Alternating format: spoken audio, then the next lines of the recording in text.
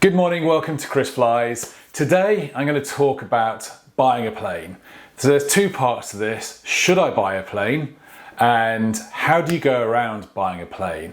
So first of all, I fly a PA-28, a 1967 aircraft that's based at White Waltham, and I'm part of a share, and I think there's 12 of us in that group. When I bought into it, during COVID, hardly anyone was flying. So I got to use that aircraft a great deal. I did my IRR, my part instrument rating in it, which was fantastic. And I've flown all around the country and had some great trips. But as lockdown came out and people got back into flying, the group has become far more active. So my ability to just walk down to the airfield, jump in the plane and fly has reduced a great deal. And that makes the flexibility of my flying much harder, because I want to be able to just jump in a plane when it's a sunny day and go out. So my options are buy into some other groups, but I will face similar challenges there, because there are always going to be people wanting to fly on sunny days, which means booking ahead, and I like flexibility.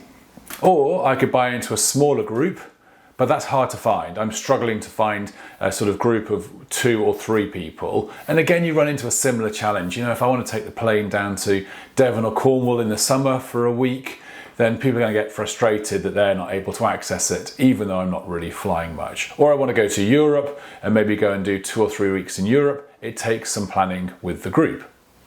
So option 3 is to buy my own plane outright, my own aircraft. And this becomes a little bit more of a challenge, because it's not a cheap venture, as I'm sure you all know. And the more I look into it, the harder it gets. So I've got a bit of an opportunity. The other aircraft I fly is a Cessna 182 that's based at Fair Oaks. And my very good friend Dan, who's in some of the videos, it lets me fly that when I want. And I take that out and I pay him to fly it, and I contribute towards the cost of insurance and hangarage, etc. at Fair Oaks. Dan's not using the aircraft very much, and he has another aircraft he flies more regularly, so he's thinking about selling. Should I buy? What am I committing myself into? Am I going to be happy I've made a decision, or am I going to regret it? Now, the first thing anyone will tell you when you ask about buying an aircraft is, what's your mission? And your mission, as most of you are familiar, is what are you going to do with it? You know, day to day, what sort of flying do you do? Where do you go? Who do you take? Do you need a fast plane that can go long distances? Do you need a big plane to carry lots of people and load? Do you need to land short field? Are you looking for super comfy? You know, so many different choices. For me, right now, and for most of my flying, I'm either solo or with one other person. At the moment, my family don't really want to get into an aircraft with me. None of them are particularly keen flyers, so you know, they're not in any rush to jump in and fly around for an expensive burger on the Isle of Wight. That will change, I hope, over the years. And what I've learnt with the 182 is that it's a very easy to trim out, very comfortable, confident aircraft to fly. Once it's trimmed, you can fly it hands off. It's not really disturbed by mild turbulence or wind. It flies beautifully. And an aircraft with those characteristics, I think, are very important. So something very small and economical might be a bigger challenge for me, because I like the ongoing comfort. As I take more people out, that scale, the size, the ease of access in and out of doors on either side of a Cessna makes life a lot better. So I'm swaying to a larger plane, one that's more comfortable, one that gives me a bigger range, one that gives me more opportunity to do more things. And I've flown the Cessna short field. It's a great sort of aircraft to get in and out of farm strips, shorter fields. You know, you get the weight and balance right on it, and you can go in and out of most places. It's not like a sports cruiser, which you can really do some short field work, and obviously I watch short field a lot. And massive respect for the flying that he does, and I would like to do more of that, but I'm just looking for an aircraft that can do a bit of everything.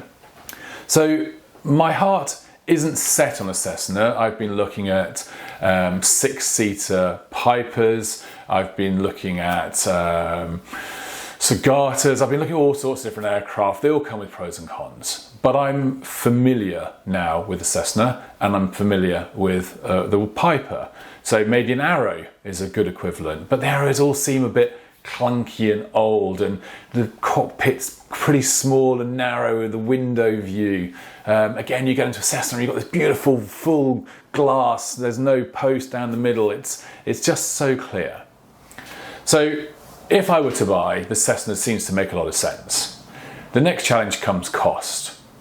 Dan, I'm sure, will sell the aircraft to me as a mate rate, but it's not a cheap aircraft. And overall, the airframe is in pretty good nick. It's got about 4,500 hours of flying time on it. The engine has been completely overhauled and only has about 120 hours on, but it was done a few years ago, so I need to check a few things. The mags were done at the last annual. We've had the oil change, we fitted LED lights all around it, so it's got great conspicuity. The paintwork needs a bit of love, and again, the interior is similar. It's not bad, it's not great. The biggest challenge with this Cessna is that the instruments are original, 1978, I think it is. And so we need to really overhaul the sort of whole instruments in there. It's got a new radio, and that's it. So I'm going to need to invest a little bit of money in really upgrading the avionics. And one of my considerations is I want to do more instrument flying. Now, I only have my IRR, which in theory is a get you out of trouble qualification, but it does allow me to fly in cloud, to fly into an instrument approach, to land at minimas. The only things it doesn't allow me to do is obviously to take off on an instrument departure, and it doesn't allow me to fly in the airways. I feel owning an aircraft, if I can afford it, is a great way of building my flying experience and really building my hobby. The challenges are, of course, justifying the expense, and flying around in an aircraft like a Cessna 182, which is designed for heavy load, multiple occupants, full fuel, when I'm on my own. So maybe I should buy into something, buy myself a sports cruiser or something smaller, simpler, easier while I build my confidence, and then look for an opportunity to buy a Cessna down the line. Don't necessarily rush to buy the one I know, and more will come on the market, and should I wait? So what I really want to ask the question is, can anyone give me their experience, their advice? What routes have you taken into aircraft ownership? Why did you choose that route? And what's helped you build your experience and confidence and enjoy flying? And what have you felt hindered you? Would you have made a different decision had you known at the time what you know now? So please, anyone who can give me some advice and guidance, I would love to hear it. And the next video, I'm going to talk through costs, how to work out the valuation of a plane. I've been out there looking for lots of advice, and I've got some really useful tips and tricks into really understanding, is this a good value aircraft? Am I getting it for the right price? And what do I need to look out for when buying a second-hand aircraft? So thank you all very much for watching, and I look forward to chatting in the next video and sharing some of my experience, but more importantly, hearing from you. How can I really get this right? And what can you tell me? I would love to hear it.